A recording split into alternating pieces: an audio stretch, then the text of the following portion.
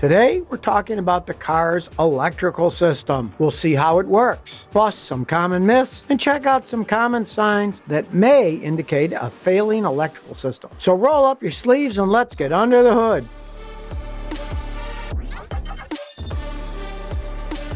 The electrical system in a modern car doesn't just turn on lights or lower a window. It also transfers tons of data regarding powertrain performance, vehicle stability, cabin temperature, and so on. It's many different networks working at different speeds, all integrated together. So how does the car's electrical system work? You can liken a car's electrical system to a human circulatory system. But instead of a heart, you have the battery. Instead of blood, you have electric current. And instead of blood vessels, you have wires. Just as blood flows under pressure, so too electrical current flows under pressure. The pressure is measured in volts. The amount of electricity that flows, in other words, the strength of the current, is measured in amps or watts. Blood encounters resistance when it meets a narrower blood vessel. So electricity also encounters resistance when the wire can conduct less of it. This effect is measured in ohms. Thin wires conduct less easily than thick ones because there is less room for the electrons to travel through. The resistance is high and heat gets generated. That's why a component with high current consumption should not and must not be connected with thin wires. Otherwise, the wires will overheat, blow a fuse, or burn out.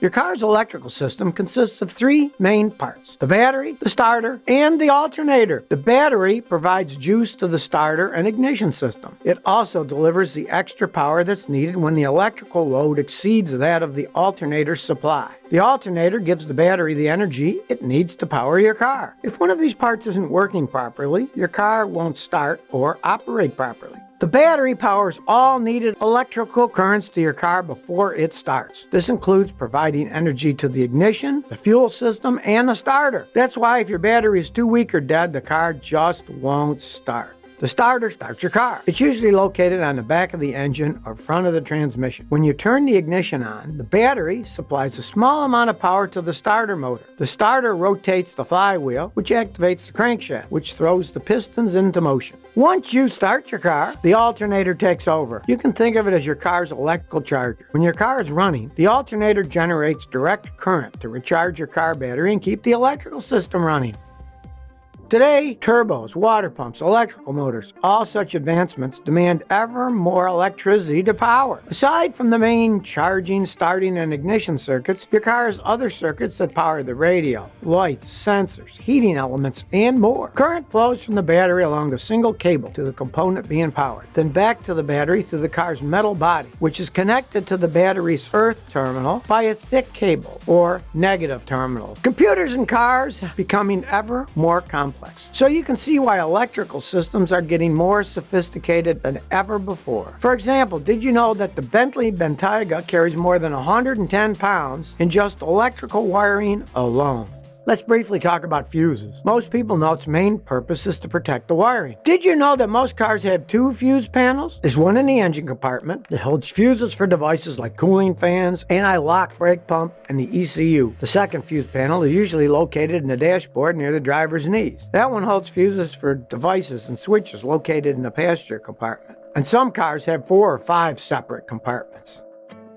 Let's bust some common myths. Some people believe that if you drive your car sparingly, then your battery will remain in excellent condition. Let's say you use your car just once a week to visit the grocery store a few blocks away. With that lifestyle, your car battery will need more frequent replacement than your neighbor who has the hour-long commute every day. And here's why. Your neighbor's long commute means his car battery gets charged twice a day for an hour each way. Meanwhile, for most of the week, your car's just sitting in a driveway or garage and the battery is slowly but surely discharging. Well, what about your short sprints to the grocery store? Won't that help recharge your battery? The thing is, starting your car drains a lot of charge from the battery, so your short trips won't recharge your battery enough for it to recover from starting the car. The result is that your battery remains chronically undercharged until one day it won't be able to start your car. Maybe you think you can just jumpstart the battery, but jumpstarting the car too many times leads to the battery losing its ability to retain charge. In reality, jump starts can harm your car battery, leaving it undercharged, which isn't good because it it causes a buildup of lead sulfate on the battery plates, and eventually the battery will need replacement. But it's not just that. Some people believe that jump-starting your battery will extend the life of a dying or dead battery. But actually, when you jump-start a car and get it running, the alternator now has to work twice as hard to supply energy to the electrical systems and send energy to keep the battery charged at the same time. So you can see that jump-starting also impacts the life of your alternator.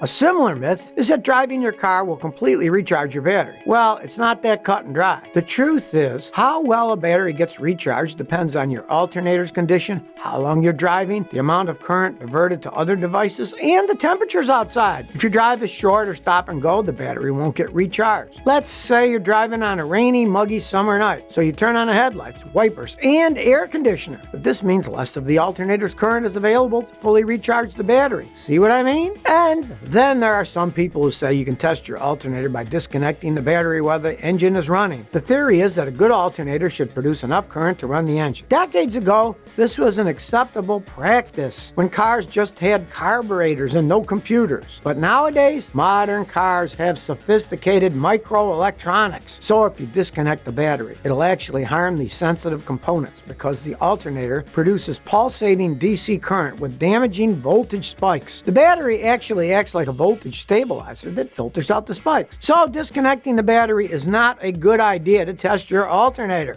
Ever have your lights get dim when you start your car? That's because a lot of amps are required, perhaps as many as 200 amps, to turn over the engine. When you start your car, most of the current flows from the battery to the starter through a heavy-duty connecting cable that offers less resistance. So the car lights can dim momentarily when they get starved of power. Have you noticed it can be harder to start your car in the winter? That's because the outside temperature impacts the amount of electrical power in the battery. When it's 32 degrees Fahrenheit, the battery has about 50% less power than normal. So you can see why it struggles to provide enough power for the starter to turn the engine over when it's cold. If you live in an extremely cold climate, you might want to consider using a battery thermal wrap to help the battery retain heat in the winter. And this leads to the myth that hot weather is better for batteries than cold weather. Truth is, both extremes impact the liquid electrolyte solution that hold the charge on the battery and can reduce the battery life cycle or performance. Hot weather can cause the solution to evaporate. And if you're one of those folks who think you can add tap water to compensate for a dry battery, I say don't do it, because actually the impurities and minerals in water can damage the cells of the battery. Use only distilled water. So what are some warning signs that might indicate a failing electrical system? One possible sign is that your car doesn't start easily. If your engine isn't cranking properly and you hear a clicking noise when you turn the key instead of the usual sound of your car starting, typically this means there isn't enough current flowing to the alternator, starter, or battery to activate the engine. Usually the cause is a bad battery. But if you hear a grinding noise when you try to start the car, it's usually due to a problem with your starter wearing out internally. If your car keeps losing power, it's good to get your car's electrical system checked rather than just replacing the battery. Let me explain why. Most batteries last about 5 years if you buy a good one. And if you live in a hot climate, it's even lower. So the problem could be a dead or faulty battery. You'll want to check the battery condition because the dead battery could also indicate an underlying alternator issue. And you'll also want to have your battery cables checked for corrosion and fit. If your battery is in good condition, working properly, and tests on the machine, the issue would lie elsewhere. If your car lights aren't working properly, that could be another sign of a failing electrical system. We're talking about headlights, turn signals, brake lights, dashboard lights, and other interior lights. If some of the lights are starting to dim, it could indicate charging malfunction and low system voltage due to a dying battery, loose wires, or a malfunctioning alternator belt. Another indicator is if your fuses keep blowing out. Your car's fuse box job is to prevent overvoltage and short circuits. Fuses break the circuits, protecting the electrical system from drawing too much current and starting a fire. Sometimes a fuse may blow for no real reason, but if you have several fuses that blow out repeatedly, you're more likely to have a deeper problem with the electrical system. If you experience any of the symptoms I mentioned thus far, and you smell burning plastic or electrical insulation, then you should stop driving the car immediately and get your car towed to the local shop for diagnosis and repair. The combination of these signs, including the smell, means electrical malfunction or short circuit. If you continue driving, you can damage your car further, which means higher repair costs. But now you tell me, do you have any funny or horror stories about your car's electrical system? Please comment below and share. If you like this episode, please subscribe to my channel. Thanks for your support.